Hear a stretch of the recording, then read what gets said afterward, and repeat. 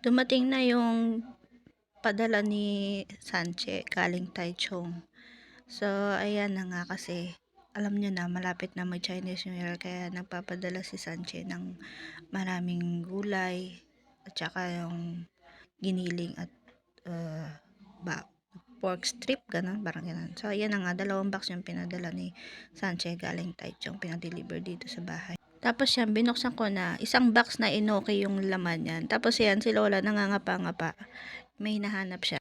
Tapos binuksan ko na yung pangalawang box. Ang laman niyan ay yung muer, yung tenga ng daga, tapos yung giniling, tapos yung pork strips, tapos meron pang inoki na medyo malaki dyan. Tapos yan, hinahanap niya, kinakapa-kapa niya dyan. May kakapain siya dyan kasi pag ganyan si Arche, may pinadala yan na pera galing sa kanya, tapos para ibigay kay Lola.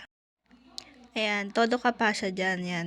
Tinatanggal niya na yung mga ulam na nakapatong. Tapos, yung inisa-isa niya na kasi baka nakaipit yung red envelope na pinadala ng anak niya galing sa Taichung. Kasi bihira lang yung pumunta dito, parang 1 beses lang yata sa 1 taon. Kaya nagpapadala lang siya ng mga pag nagpapadala siya ng pera kay Lola, sa ganyan niya nilalagay sa mga padala niya. Minsan prutas or mga ibang klaseng gulay. Parang ganyan. Tapos yan, si Lola, napapansin niyo yan, panay kapa-kapa yan. Tapos, hindi basta maitatapon. Kaya inilalagay sa loob ng gulay yung pera na ipapadala sa kanya.